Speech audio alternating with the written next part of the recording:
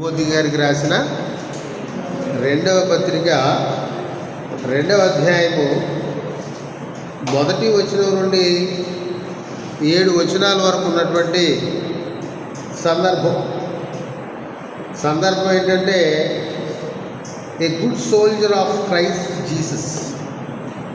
అది మనం ఈ సందర్భానికి హెడ్డింగ్గా చెప్పుకోవచ్చు. A good soldier of Christ Jesus. మనం ఆల్రెడీ 1వ అధ్యాయం పూర్తి చేసుకున్నాం కదా. ఇప్పుడు 2వ అధ్యాయంలోకి ప్రవేశించాం అనమాట. ఒకసారి చూడండి, ఎవరైనా తప్పులు లేకుండా చదవగలిగిన వాళ్ళు చదవండి.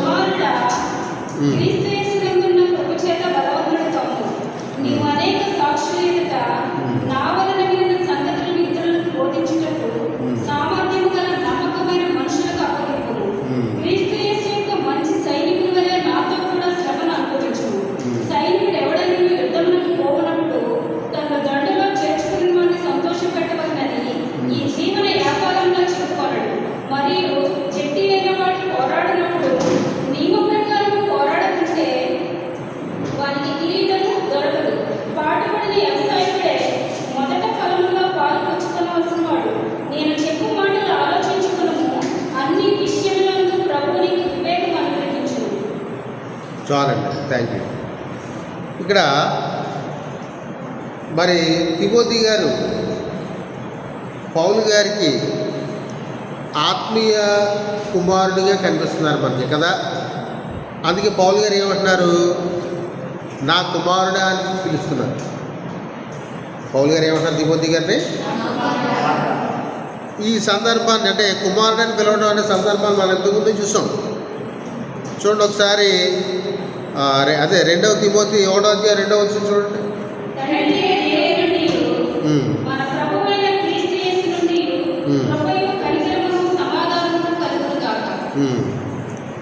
2వ వచనం తిమోతి గారు రాసిన 2వ పత్రిక 1వ అధ్యాయం 2వ వచనం చదివారా? అందులో కుమారుడు అని ఉంటుంది చూడండి. కుమారుడు అని ఉందా?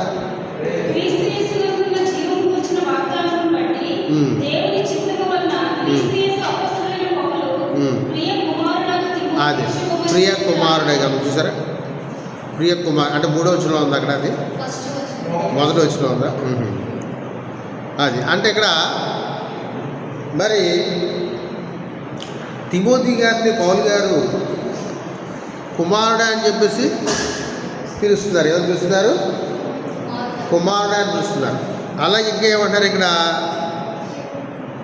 అంటే మనకి తెలుగులో లేదు కానీ ఇక్కడ అందుచేత అని అర్థం వచ్చేటువంటి పదం ఉంటుంది. ఎలాగంటే 2వ అధ్యాయము, అదే 2వ పత్రిక 1వ అధ్యాయంలో జరిగినటువంటి విషయాల్ని కనెక్ట్ చేస్తూ 2వ అధ్యాయంలోకి అందుచేత అనే పదం ఒకసారి మనం చూద్దాం. 2వ పత్రిక తిమోతి గారు రాసిన 2వ పత్రిక 1వ అధ్యాయము 15 నుంచి 18 వచనాలు చూడండి ఒకసారి.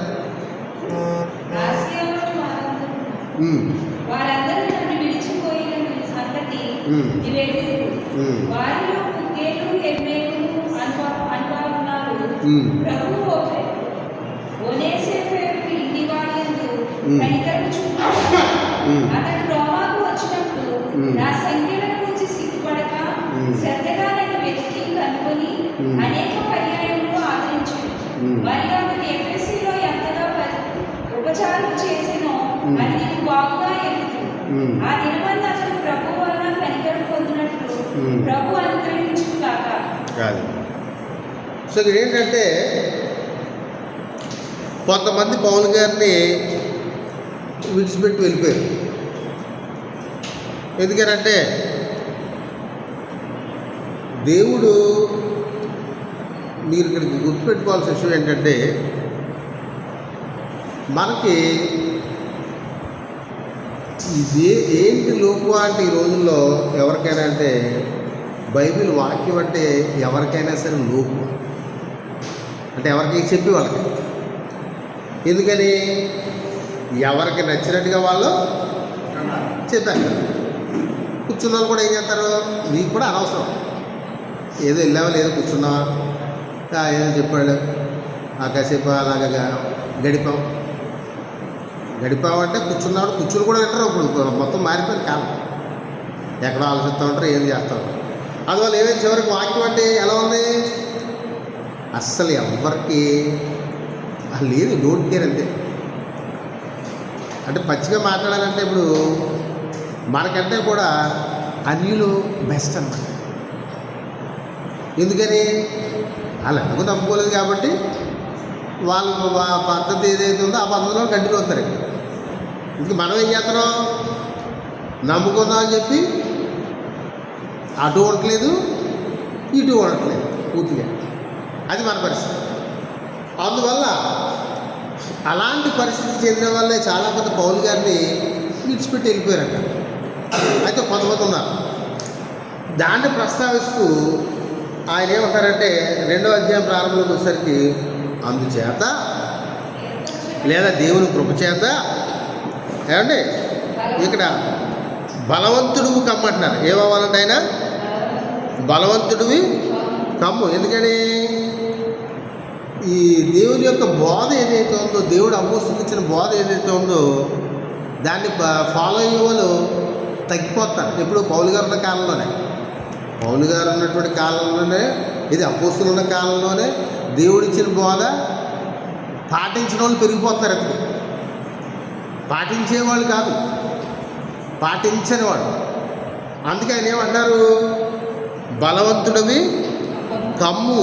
ఎవరిపిస్తారైనా ఇక్కడ బలవంతుడివి కమ్ము అంటే అర్థం ఏంటంటే ఇక్కడ మనకి మరి అంటే బలవంతుడివిగా కొనసాగు అని అర్థం. ఇక్కడ అంటే నువ్వు ఏ విశ్వాసంలో అయితే ఉన్నావో ఆ విశ్వాసాన్ని నువ్వేం చేయాలి, కంటిన్యూ చేయాలి. ఏమండి ఆ విశ్వాసాన్ని ఏం చేయాలి, కంటిన్యూ చేయాలి. తర్వాత చదవమ్మా. నీవు అనేక సాక్షుల ఎదుట నా వలన వినిన సంగతులను ఇతరులకు బోధించుటకు అత్యంత నమ్మకమైన మనుషులకు అప్పగించుము. అయితే ఇక్కడ నీవు అనేక సాక్షులు ఎదుట అంటారు. ఇక్కడ అనేక సాక్షులు ఎదుట అంటే అర్థం ఏంటంటే, ఒకసారి అదే తిమోతి గారు రాసిన 2వ పత్రిక 1వ అధ్యాయం 6వ వచనం చదవండి. చదవడం వాటుబడిన వ్యవసాయకి మొదటి పొలంలో పాలు పుచ్చుకోవాలి. తిమోతి గారు రాసి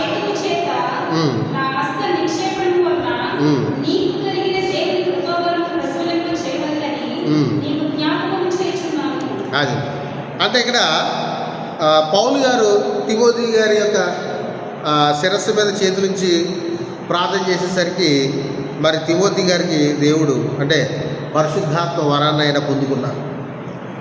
ఎందుకనంటే అక్కడ చేతులు వేసి ప్రార్థించింది ఎవరు, పరిశుద్ధులైనటువంటి పౌలు గారు. అందుచేత తిమోతి గారు ఎక్కడ మరి ఆయన దేవుని యొక్క సువార్త ప్రకటిస్తే మరి వాళ్ళందరూ ఎదుట లేదా ఆయన సువార్త ఉన్న వాళ్ళు మరికొంతమంది ఆ సువార్తను అనేకులకి ప్రకటించేటువంటి సందర్భాన్ని చెప్తూ ఆయన ఏమంటారంటే, నీవు అనేక సాక్షులు ఎదుట. అది ఆ సందర్భంగా మనం దీన్ని ఇక్కడ అర్థం చేసుకోవాలి. అలాగే ఇంకేమంటారంటే అప్పగించబడిందని చెప్పేసి మాట్లాడుతున్నారు. ఇక్కడ ఏమంటారంటే ఇక్కడ అప్పగింపబడింది. ఏంటి అప్పగించబడ్డం, ఇక్కడ ఏం అప్పగించబడింది అంటారు చెప్పండి. ఇప్పుడు మనకి పత్రిక చెప్పుకుంటున్నాం కదా, తిమోతి గారికి రాసిన 2వ పత్రిక కొంచెం ఒక 2-3 వారాలు చెప్పుకున్నట్టు. అప్పగించబడడం అంటే ఏంటి, బాధ్యత ఏమండి అప్పగించబడడం అంటే ఏం అప్పగించబడింది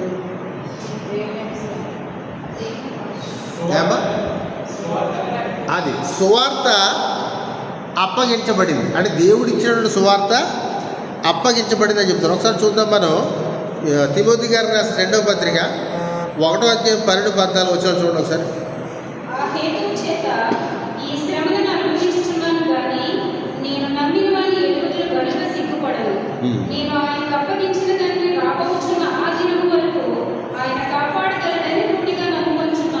అది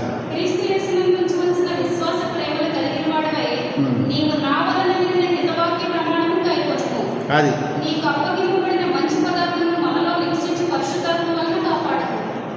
సో ఇక్కడ అప్పగించబడినటువంటి అర్థం ఏంటంటే దేవుడు అపోస్తులకి ఇచ్చినటువంటి బోధ. దేవుడు బోధ ఎవరికి ఇచ్చారు? అపోస్తులకి ఇచ్చారు. మరి ఈరోజు ఆ అపోస్తుల బోధ మనకు తెలుసా? మనం వింటున్నావా? అసలు బోధ అంటే ఏంటో మనకు తెలుసా? అసలు చెప్పండి, తెలియదు.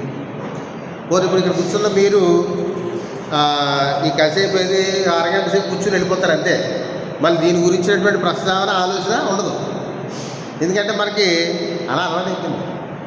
ఇంకా అటువంటిప్పుడు మనకి అపోస్తుల బోధ ఏంటి, లేదా దేవుడి బోధ ఏంటి, లేదా ఇంకో బోధ ఏంటి, ఈ బాధ ఏంటంటే మాకు అంటారు మీరు. ఈ బాధ ఏంటంటే మాకు అన్నట్టుగా తయారైపోయింది జనం. ఎన్ని సంవత్సరాలుగా తయారైపోయారు? 2000 సంవత్సరాలు అయితే అలా తయారైపోయింది. అది అంతేనా? అపోస్తులు ఏ కాలంలో జీవించారు? ఎంతకాలమైంది వాళ్ళు జీవించిపోయి? 2000 సంవత్సరాలు అయింది. సో 2000 సంవత్సరాల నుంచి ఎన్నో బోధలు వచ్చేసాయా? మరి అన్ని బోధల్లో అపోస్తుల బోధ అంటే ఏం తెలుస్తుంది మనకి? లేదు ఇంకా విచిత్రంగా ఎలా ఉంటుంది? ఏ బోధ అయినా అదే కదని అంటారు చాలామంది. సో అందుచేత ఇక్కడ అప్పగించబడ్డం అంటే ఏంటంటే దేవుడు అపోస్తులకి అప్పగించినట్టు బోధ. నిజానికి బైబిల్లో ఉన్నటువంటి పాత నిబంధన నుంచి క్రొత్త నిబంధన వరకు ఉన్నటువంటి ఆ వాక్యాలకి సారాంశం అంతా కూడా అపోస్తులు రాసినటువంటి పత్రికల్లో దేవుడు ఆయన బయలుపరిచారు. కానీ ఈ విషయం మనం గమనించట్లేదు. మనం గమనించుకేమనుకుంటామంటే మనకి నచ్చిన వాక్యాలు, దీవెనలు, ఆశీర్వాదాలు ఏమున్నాయో అవి లాగేసుకుని అవి పీకేసుకుని వాటి గురించి మనం మాట్లాడుకుంటే అవే మనకు వాగ్దానాలుగా మనం చెప్పుకుంటాం. కానీ నిజానికి ఏంటి? అపోస్తులు రాసిన పత్రికల్లో పాత నిబంధన కొత్త నిబంధన వాక్యాలన్నింటినీ కలిపి ఆ పత్రికల్లో దేవుడు ఫైనల్గా సారాంశంగా మనకు అందించాడు. ఆ విషయాన్ని మనం గమనించట్లేదు. అందువల్ల ఏమవుతుందంటే మనకి అపోస్తుల బోధ అంటే ఏంటో మనకు అర్థమవుతుంది. అంతేనా? ఇప్పుడు మీరు చూడండి, ఇక్కడ నమ్మకమైన మనుషులకు అంటారు. ఇక్కడ నమ్మకమైన మనుషులకి అప్పగించారు. నమ్మకమైన మనుషులు ఏంటి? నమ్మకమైన మనుషులు చెప్పండి. యేసుక్రీస్తు వారికి నమ్మకమైన మనుషులు ఆయన బతుకున్న కాలంలో భూమి మీద 12 మందే. ఆ 12 మందిలో ఇంకొకడు తీసేయండి, అంటే మళ్ళంటి మనిషి అతను అనుకోండి. ఆ 12 మందిలో ఒకడు, ఇంకా అతనికంటే దారుణం లేవు. మనం ఒక రకంగా ఆలోచించుకుంటాం ఒకసారి. అంటే ఫర్ ఎగ్జాంపుల్ 11 మంది అనుకుంటాం అనుకోండి, అతను తీసేస్తారు. వాళ్ళు మాత్రమే యేసుక్రీస్తు వారికి నమ్మకమైనటువంటి మనుషులు. అంటే కొన్ని వేల మందిలో చివరికి దేవుడికే భూమి మీద ఎంతమంది మిగిలారు? 11 మంది మిగిలారు నమ్మకమైన మనుషులు. ఆ 11 మందికి ఆయన ఏమి ఇచ్చారు? యేసుక్రీస్తు వారు దేవుని బోధ ఇచ్చారు. అవునా? అదే బోధన ఇప్పుడు ఎవరికి ఇచ్చారు? పౌలు గారు తిమోతి గారికి ఇచ్చారు. అంటే దీన్ని బట్టి మనకు అర్థం అవ్వాల్సింది ఏంటి? వీళ్ళు నమ్మకమైన మనుషులు ఎవరు? ఇప్పుడు మనం ఏమనుకుంటాం? మనకి ఎంతసేపు భూమి మీద డబ్బులు, సుఖంగా బ్రతకటం, మనల్ని ఎవరైనా బాగా చూస్తే ఆయన మనం చూడటం, మనల్ని ఎవరైనా చూడకపోతే మనం వాళ్ళని చూడడం, ఏమంటే మనల్ని ఎవరైనా మంచిగా ట్రీట్ చేస్తే వాళ్ళు మంచోళ్ళు. ఇది మన పాప జీవితానికి సంబంధించిన నమ్మకం. అంటే మనం ఇచ్చుకునే డెఫినేషన్ అంతేనా? అంటే మన జీవితం, మన ఆలోచన ఎంతసేపు ఎలా ఉంటుందంటే పుట్టిన తర్వాత తెలిసిన తర్వాత చచ్చిపోయేంత వరకు ఉన్న జీవితంలో ఎలా బ్రతకాలబ్బా, ఏంటబ్బా, నాకు పల్లవాళ్ళు హెల్ప్ చేశారు, లేదు నేను వాళ్ళకి హెల్ప్ చేయాలి, అతను ఎంతో నమ్మకస్తుడు. ఇదే గొడవ మనకి. ఏది అసలు లోకస్తుని మించిపోయి ఉంటాం మనం అలాంటి ఆలోచన. అవునా? కానీ ఇక్కడ దేవుడు నమ్మకమైన మనుషులు అంటే ఏదో లోక సంబంధంగా మనకేదో సహాయం చేసే వాళ్ళు వాళ్ళ గురించి మాట్లాడట్లేదు. ఇక్కడ నమ్మకమైన మనుషులు అంటే ఏ విషయంలో నమ్మకమైన మనుషులనే అర్థమవుతుంది ఇక్కడ మనకి? దేవుని బోధని కాపాడే విషయం. కొన్ని కోట్ల ఆస్తి ఇచ్చేసాను బాబు, జాగ్రత్త, అవి జాగ్రత్తగా దాయి దొంగలు రాకుండా చూడు, ఇది కాదు. నా ఆస్తి ఎంత ఉంది, దాన్ని జాగ్రత్తగా కాపాడుకో, ఎవరికి వెళ్ళలేవు, నువ్వే వారసుని. ఇది ఈ గోల కాదు ఇక్కడ. దేని గురించి నమ్మకం అంటే ఇక్కడ బోధ గురించి. సో అలాంటి ఆస్తిని పౌలు గారు ఎవరికి ఇస్తున్నారు? తిమోతి గారికి ఇస్తున్నారు.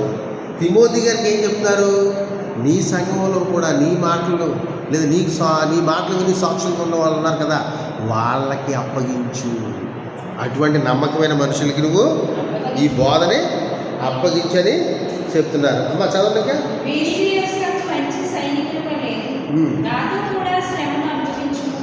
అది చూసారా. మరి క్రీస్తు యేసు యొక్క మంచి సైనికులు అని ఇక్కడ చూడండి. పౌలు గారు క్రీస్తు యేసు యొక్క మంచి సైనికులు అని అంటారు. మంచి సైనికుడు అంటలేదు, మంచి సైనికుడు అంటారు. ఏమన్నా అంటే యాడ్జెక్టివ్ వాడతారు అక్కడ. ఎందుకంటే మరి మనుషుల్లో చెడ్డవాళ్ళు ఉంటారు, మంచి వాళ్ళు ఉంటారు కదా. సో అందుచేత మంచి సైనికులు. ఎందుకు మంచి సైనికులు అంటారంటే మరి అబద్ధ బోధనలు చేసేవాళ్ళు కూడా వాళ్ళ సైనికులే ఫీల్ అవుతారు. అంతే కదా. వాళ్ళు ఏమంటారు? నేను సైనికుడినే, దేవుని యొక్క సైనికుడినే సేవ చేస్తానంటారు. ఇంతకాలకి చేసే సేవ కాదు, ఆ విషయాలకు తెలియదు, అది లేదు. ఇంకా అది చేస్తుంది సేవ కాదు అన్న విషయం కూడా తెలియదు, చెప్పిన వినరు. సో అందుచేత ఇక్కడ ఏమంటారు పౌలు గారు? క్రీస్తు యేసు యొక్క మంచి సైనికులు. ఇంకా అబద్ధ సైనికులు కూడా ఉన్నారు. ఏమంటే మంచి సైనికులు వలె ఏమండి నాతో కూడా శ్రమను అనుభవించుకుంటారు. ఎవరితో కూడా అంట? పౌలు గారితో కూడా ఏం చేయాలంట? శ్రమను అనుభవించాలి. ఒకసారి మనం చూద్దాం ఇక్కడ మంచి సైనికుడు అంటే ఏంటి ఒకసారి చూద్దాం. రోమిలకు రాసిన పత్రిక 13వ అధ్యాయం 12వ వచనం చూడండి ఒకసారి. రోమిలకు రాసిన పత్రిక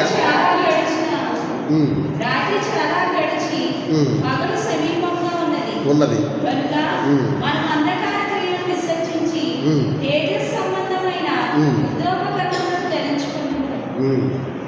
అంటే యుద్ధోపకరణాలు ఎవరు ధరించుకుంటారు? అదే చెప్తున్నారు. అంటే యుద్ధోపకరణాలు అంటే ఇప్పుడు ఏదో ఇప్పుడు ఉన్నట్టుగా ఏదో వేసేసుకుని అవతల మీద యుద్ధం చేసి వెళ్ళిపోవడం అని చెప్పడం కాదు. మన పోరాటం ఇప్పుడు ఎవరితో మనం పోరాటం చేయాలి? సాతాను. మనల్ని సాతానికి ముంగేసాడు, మనకి ఎవరితో పోరాటం చేస్తాం? మీకు అర్థమైందా? ఇక్కడ సాతానుతో పోరాటం చేయమనుంది. ఆల్రెడీ ఆడిచ్చి మనం మింగేసాడు, ఇంక మనం ఎవరితో పోరాటం చేస్తాం? అది మన పరిస్థితి. సో అందుచేత మరి యుద్ధోపకరణాలు ధరించుకోవాలంట. ఏమండి నెక్స్ట్ అలాగే ఏమంటారు ఇక్కడ? మరి నాతో కూడా శ్రమను అనుభవించు, అంతేగాని ఆశీర్వాదాన్ని అనుభవించు, సంతోషాన్ని అనుభవించు, దీవుల్ని అనుభవించు అని చెప్తున్నారా? ఏమంటే ఏం మాట్లాడతారని అక్కడ? శ్రమను అనుభవించు. అంతేగాని యేసుప్రభు నమ్ముకుంటే నీకు ఆశీర్వాదాలు వస్తాయి, దీవులు వస్తాయని చెప్పారు అపోస్తలులు చెప్తున్నారు. ఆ పౌలు గారు చెప్తున్నారా? ఏం చెప్తున్నారు? నేను ఏమైనా మార్చి చెప్తున్నానా? మీకు కనపడతాయి కదా మీకు అక్షరాలు. ఏమంటారు ఆయన అక్కడ? నాతో కూడా శ్రమను అనుభవించు. ఇక్కడ ఏంటంటే విషయం మనకు గమనించాల్సింది ఏంటంటే, మనం దేవుని వాక్యాన్ని ప్రేమిస్తే శ్రమలు వస్తాయి. అలాగే పాటలు ఎలా పాడాలో మనకు తెలుస్తుంది. పాటల్లో ఎటువంటి లిరిక్స్ ఉండాలో మనకు అర్థమవుతుంది. ఇప్పుడు దేవుని వాక్యం మనకు తెలుస్తూ ఉంటుంది. నెక్స్ట్ ఇంకా అలాగా ప్రార్థన ఎలా చేయాలో కూడా తెలుస్తుంది. మీకు అర్థమవుతుందని చెప్పే మాటలు. దేవుని వాక్యం లేదా దేవుడు అపోస్తులకి ఇచ్చిన బోధ ఏంటో మనకు తెలిస్తే పాటలో ఎటువంటి లిరిక్స్ ఉండాలో మనకు తెలుస్తుంది. ప్రార్థన ఎలా చేయాలో తెలుస్తుంది. నీకు అవి రెండూ తెలియట్లేదు, నీ ఇష్టం వచ్చినట్టు నువ్వు అనుకున్నది రైట్ అనుకుంటున్నావంటే నీ పరిస్థితి ఎలా ఉందంటే నీకు దేవుని వాక్యం తెలియట్లేదు, పనిచేయట్లేదు. అంటే నువ్వు దేవుని వాక్యాన్ని అసలే గ్రహించట్లేదు. లేదు దేవుని వాక్యం అంటే మీకు అసలు ప్రేమే లేదు, ఒక మాట చెప్పాలంటే. సో అంటే ఇక్కడ ఏమంటారు, నాతో కూడా శ్రమను అనుభవించు అంటారు. ఒకసారి మనం చూద్దాం. సో ఒకసారి చూడండి, కొరింథీయులకు రాసిన 2వ పత్రిక 4వ అధ్యాయం 7వ వచనం నుంచి చదవండి ఒకసారి. బలాధిక్యము మా పూర్ణమైనది కాక దేవుని యొక్కై ఉండినట్లు మంటి కట్టలలో ఈ ఐశ్వర్యం మాకు కాదు. ఎండిపోయినది శ్రమపడుచున్నాము. అది ఎటుపోయిన 7వ అధ్యాయం 11 వచ్చిన 7వ వచ్చిన 11 వచ్చిన ఏమంటే కొరింథీయులకు రాసిన 2వ పత్రిక 4వ అధ్యాయము 7వ వచ్చిన నుంచి 11 వచ్చిన 7 నుంచి 11. ఎండిపోయినను మీరు శ్రమపడుచున్నను, ఇరికింపబడి వారు కాము, అపాయంలో ఉన్నను కేవలం ఉపాయం లేని వారు కాము, తడమబడుచున్నను దిక్కు లేని వారు కాము, పడద్రోయబడినను నశించువారు కాము, యేసు యొక్క జీవము మా శరీరమందు ప్రత్యక్షపరచబడుటకై యేసు యొక్క మరణానుభవమును మా శరీరమందు ఎల్లప్పుడూ వహించుకొని పోవచ్చున్నాము. ఏలయనగా యేసు యొక్క జీవము కూడా మా మధ్య శరీరమందు ప్రత్యక్షపరచబడినట్లు సజీవులమైన మేము ఎల్లప్పుడూ యేసు నిమిత్తము మరణములకు అప్పగింపబడుచున్నాము.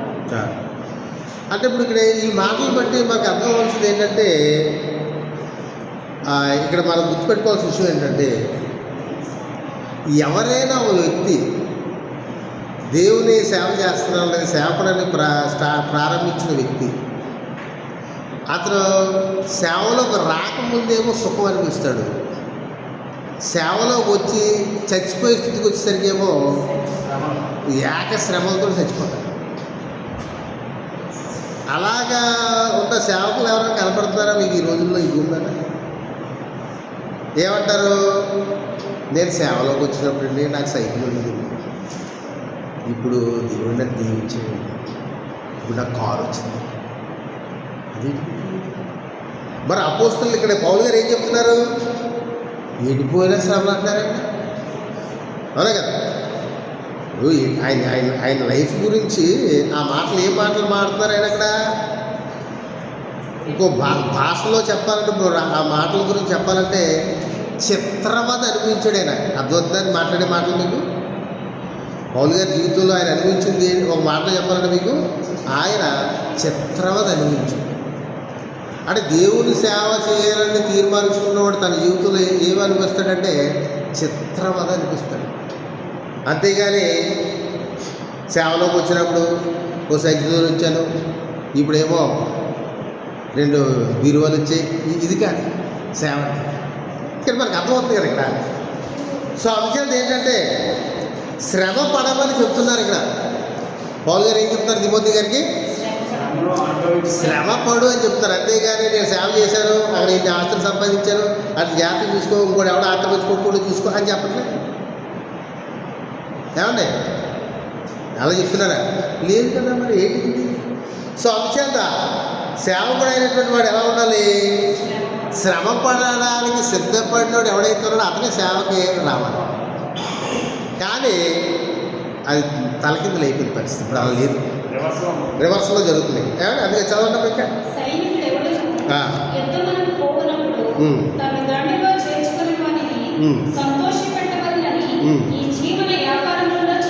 చాలండి. ఇప్పుడు అక్కడ కొన్ని ఎగ్జాంపుల్స్ పౌల్ గారు ఒక సైనికులను తీసుకొని మాట్లాడుతున్నారు. అంటే ఆనాడున్నటువంటి రోమా సామ్రాజ్యం సైనికులు అప్పుడున్న పరిస్థితులను తీసుకుని ఆయన ఎగ్జాంపుల్స్గా చెప్తున్నారు. ఏమని? సో సైనికుడు ఎవరు పోయినప్పుడు తన్ను దండులో చేసుకున్న వారికి సంతోషపెట్టవాలని ఈ జీవన వ్యాపారాలలో చెప్పుకున్నాడు. అంతే కదా. ఇప్పుడు యుద్ధానికి వెళ్ళాలి, సైనికులు అధిపతి లేదా సైన్యాధిపతి ఆజ్ఞాపించారు యుద్ధానికి వెళ్ళమని. అంతేగాని యుద్ధానికి వెళ్ళకుండా సైనికుడు పక్కకి వెళ్ళిపోయి పిక్నిక్ వెళ్తాడా, టూర్ వెళ్తాడా? లేకపోతే ఇప్పుడు ఫర్ ఎగ్జాంపుల్ మొన్న మంచివాడు మనకి ఇక్కడ కూడా మన మన దేశంలో అతను ఎవరో ఒక ఆర్మీ పైలట్ ఎవరో అతనికి మ్యారేజ్ ఫిక్స్ అయిపోయినా సరే కాబోయే భార్యకి సైనిక స్థావరం ఆ ఏరియాలో అక్కడ వెళ్ళి ఆవిడకి ఇలాగా నేను నిన్ను ప్రేమిస్తానని చెప్పేసి మాట్లాడాడంట ఆయన. ఏది ఆల్రెడీ మ్యారేజ్ ఫిక్స్ అయ్యాడు. వెంటనే అతను పైన ఉన్న అధికారులు ఏం చేశారంటే అతన్ని ఎక్స్ప్లెనేషన్ అడిగారు. కోర్స్ కానీ మరి నువ్వు ఎక్కడున్నావు, నువ్వు పనిచేసే సంస్థలో నువ్వు అలా ఉండకూడదు కదా, నువ్వు వెళ్ళిపోయి ప్రైవేట్ లైఫ్ బయట చూసుకోవాలి అని చెప్పేసి. అలా ఇక్కడ ఏంటంటే సైనికుడు అంటే ఇక్కడ నిజానికి సైనికుడు అంటే ఎవరెందుకు ఇక్కడ ఈ సందర్భంలో పౌలు గారు చెప్తున్న సందర్భంలో సైనికుడు అంటే ఎవరు? అది సేవకుడు. దేవుని సేవకుడు ఎవరిని సంతోషపెట్టాలి? ఇక్కడ దేవుణ్ణి సంతోషపెట్టాలి. సో దేవుణ్ణి సంతోషపెట్టడానికి లోకంలో ఉండి దేవుణ్ణి సంతోషపెట్టడానికి అవుద్దా? చెప్పండి. మనం అందరూ లోకంలో ఉన్నాం, మనం అందరూ లోకంలో ఉన్నాము, మనం కూడా లోకమే నిజానికి అసలు విషయం. సో అందుచేత అలా ఉంటే మరి మన దేవుణ్ణి సంతోషపెట్టలేమన్నారు. పేతురు గారు రాసిన 2వ పత్రిక 2వ అధ్యాయం 20వ వచనం చూడండి. పేతురు గారు రాసిన 2వ పత్రిక 2వ అధ్యాయం 20వ వచనం. వారి ప్రభువును రక్షకుడైన యేసుక్రీస్తు విషయమైన అనుభవ జ్ఞానము చేత ఈ లోక మాలిన్యములను తప్పించుకొనిన తరువాత మరలా వాటిలో చిక్కుబడి వాటితో జయింపబడిన ఎడల వారి కడవల స్థితి మొదటి స్థితి కంటే మరి చెడ్డదగును. అది అంటే ఎలాగంటే బాప్తీసం తీసుకోకముందు కొద్దో గొప్ప మంచిగా ఉన్నాం అనుకోండి. అంటే అఫ్కోర్స్ ఇది లోకంలో కూడా మరి మనిషికి మనస్సాక్షి కదా, ఆ మనస్సాక్షి అనేది ఉండటం వల్ల లోకంలో దేవుడు నమ్ముకోనుడు కూడా కొన్ని సందర్భాల్లో మంచిగా ప్రవర్తిస్తాడు. దేవుడిని నమ్మనేవాడు అంటే బైబిల్ దేవుడిని నమ్మనేవాడు కూడా. అయితే ఇప్పుడు ఆ వ్యక్తితో పోలిస్తే మరో వ్యక్తి ఏదో దేవుడిని నమ్మాలని చెప్పుకొని బాప్తీసం తీసుకొని ఇప్పుడు ఆ వ్యక్తి కంటే దారుణంగా తయారని అనుకోండి, అప్పుడు పరిస్థితి ఏంటి అనేటువంటి ఇక్కడ పేతురు గారు చెప్తున్నారు. అందుకేమన్నారు? మొదటి స్థితి కడపటి స్థితి కంటే మరి చెడ్డదేంటి కదా. అంటే ఇక్కడ ఏంటంటే మనకి దేవుణ్ణి తెలుసుకున్నా లేదా బాప్తిజం తీసుకున్నటువంటి స్టార్టింగ్లో బాగానే ఉంటుంది. రాను రాను ఏమైపోతున్నది? తగ్గిపోతుంది. భక్తి విశ్వాసం తగ్గిపోతుందా? పూర్తిగా తగ్గిపోతుంది. పూర్తిగా తగ్గిపోయి ఏమైపోతాం మనం? చెడ్డ మనం లోకంలో కలిసిపోతాం. ఇప్పుడు ఎలా ఉంటుందంటే మనకి బాప్తిజం అయితే తీసుకుంటాం లేదా క్రైస్తవులు అని చెప్పేసి అనుకుంటాం, కానీ మనం చుట్టూ ఉన్నటువంటి వాళ్ళు, మన ముందు ఉన్నటువంటి వాళ్ళు, మన బంధువులు ఏం చెప్తారో మనం అయ్యే చేస్తాం, అవే పాటిస్తాం, అవే ఆచారాలు. అప్పుడు అటువంటిప్పుడు మనం ఎందులో ఉన్నట్లు లెక్క? అప్పుడు వేటికి మనం ప్రాధాన్యత ఇస్తున్నట్లు లెక్క? ఆచారం ప్రాధాన్యత ఇస్తున్నాం. అంటే దేవుడి కంటే కూడా మనం వేటికి ఎక్కువ ప్రాధాన్యత ఇస్తున్నాం? ఆచారాలకి. అప్పుడు ఏమవుతాం? మనం దండులో ఉన్నటువంటి పరిస్థితుల్లో మనం ఏం చేస్తాం? ఎవరిని సంతోషపెట్టలేం మనం? దండులో చేర్చుకున్న వాడిని అంటే ఎవరిని? దేవుడిని సంతోషపెట్టం. సంతోషపెట్టట్లేదు అనే విషయం తెలియకుండా మనం అలా బ్రతుకుతూనే ఉంటాం. మీకు అర్థమవుతుందా? సో అందుచేత మరి ఏంటంటే మనం గమనించాల్సింది ప్రతి విషయంలో, మనం బ్రతుకుతున్న కాలంలో ప్రతి విషయంలో మనం ఫస్ట్ ప్రయారిటీ, మొదటి ప్రాధాన్యత ఎవరికి ఇవ్వాలి అంటే దేవుడికి ఇవ్వాలి అనే విషయం మనకి ఇక్కడ అర్థం. కానీ మనం దేవుడిని ఇస్తున్నామా అంటే ఇవ్వట్లేదు. కానీ మన బిల్డప్ ఏంటంటే దేవునికి మేము ప్రాధాన్యత ఇస్తున్నాం. అది మన నెక్స్ట్ వచ్చిన చదువు.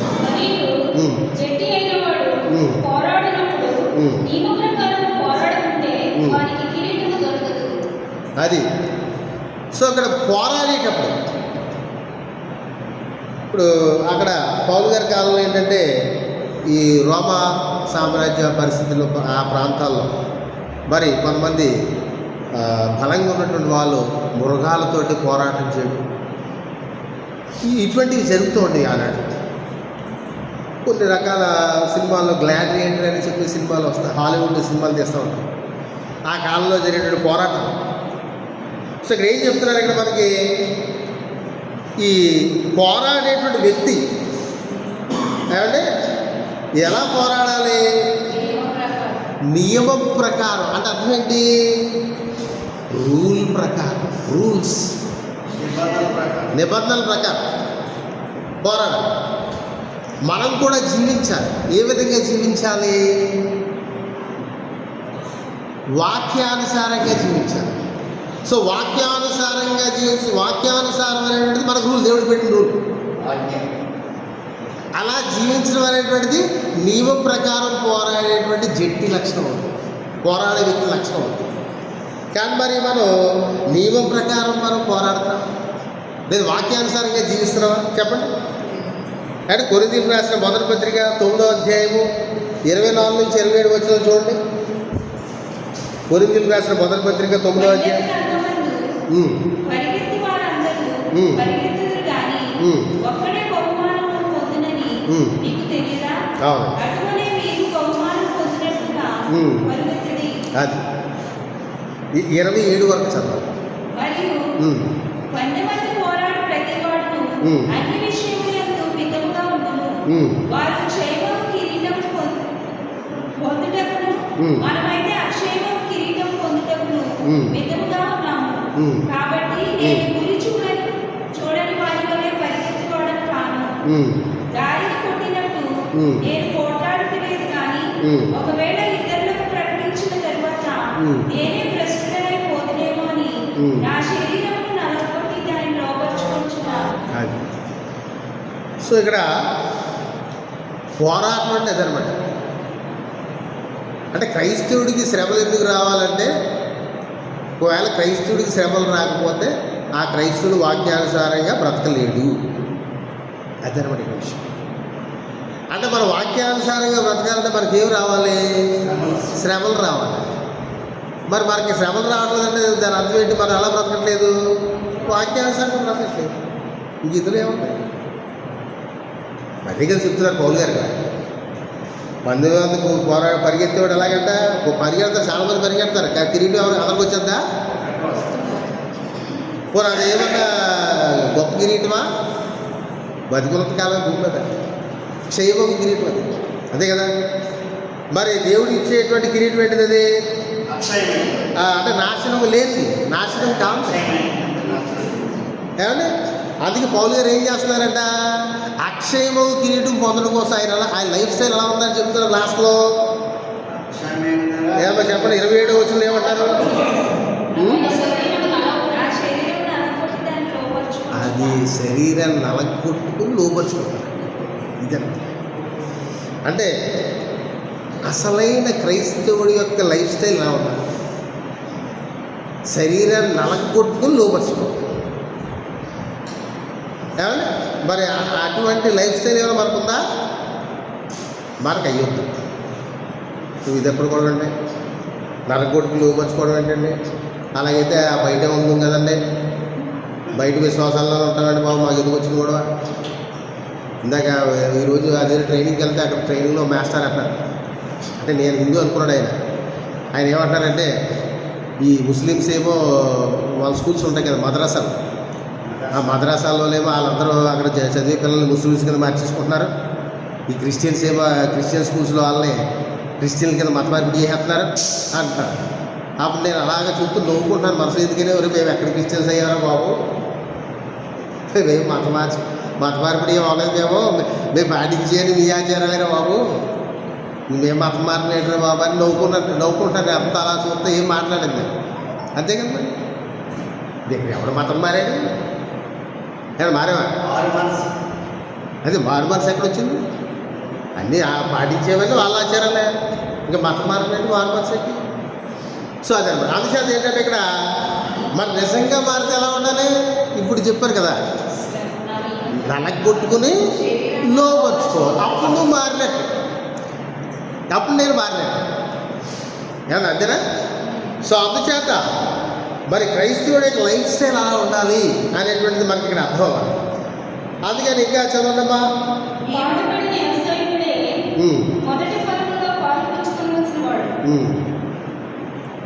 చదువు. నేను చెప్పు మాటలు ఆలోచించుకున్నాను, అన్ని విషయములందు ప్రభువు నీకు వివేకమును అనుగ్రహించును. అది.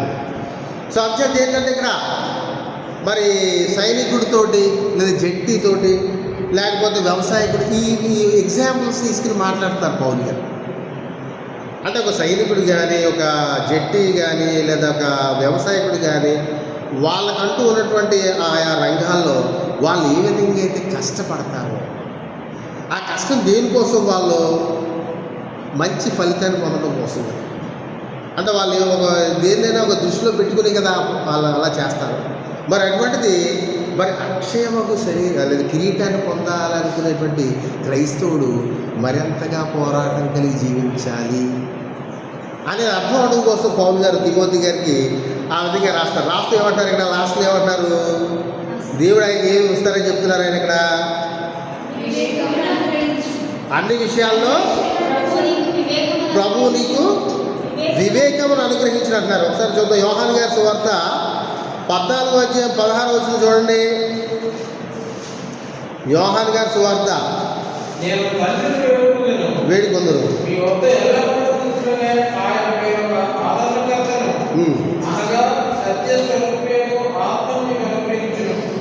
అది అంటే సత్యస్వరూపయోగ ఆత్మ అంటే ఎవరు? పరిశుద్ధ. ఇప్పుడు ప్రభువు నీకు అన్ని విషయాలు వివేచన అనుగ్రహించినట్టే ప్రభువు అంటే ప్రభు ఎవరి ద్వారా ఇక్కడ అన్ని విషయాలు వివేచన అనుగ్రహిస్తారు తిమోతి గారికి? పరిశుద్ధాత్మ ద్వారా. పరిశుద్ధాత్మ దేవుడు అన్ని విషయాల్లో తిమోతి గారికి వివేచన అనుగ్రహిస్తారు. అన్ని విషయాలు అంటే ఇక్కడ అర్థం ఏంటంటే ఎలా బతకాలి, ఏం చేయాలి, ఈ కాదు ఇక్కడ అన్ని విషయాలు అంటే మరి అంటే మనకి ఎలాంటి డౌట్లు వచ్చేస్తాయి ఏమంటే అది అంటే ముఖ్యంగా మనకి దేవుడు లేదా దేవుడి ద్వారా అపోస్తుల ద్వారా వచ్చినటువంటి ఆ సువార్త బోధ ఏదైతే ఉందో ఆ బోధకు సంబంధించిన అన్ని విషయాలు, ఆ బోధకు సంబంధించిన అన్ని విషయాల్లో దేవుడు ఏమని అనుగ్రహిస్తాడంట? వివేకాన్ని లేదా గ్రహింపుని తిమోతి గారికి అనుగ్రహిస్తాడు దేవుడు నీకు అని చెప్పేసి పౌలు గారు చెప్తున్నారు. ఇప్పుడు ఈ విధంగా మంచి పోరాటం కలిగినటువంటి సైనికుడిగా జీవిస్తే కనుక, మరి మంచి సైనికుడిగా యేసుక్రీస్తు వారి కోసం జీవిస్తే అప్పుడు దేవుడు ఆయన ఇచ్చినటువంటి బోధని అర్థం చేసుకునేటువంటి వివేచనని అనుగ్రహిస్తారని చెప్పేసి పౌలు గారు తిమోతి గారికి ఈ మాటల ద్వారా చెప్తున్నారు అన్నమాట. సో ఇక్కడితో మనం క్లోజ్ చేసుకుందాం. మిగిలిన వాటి మాటలు నెక్స్ట్ వీక్ మనం చెప్పుకుందాం.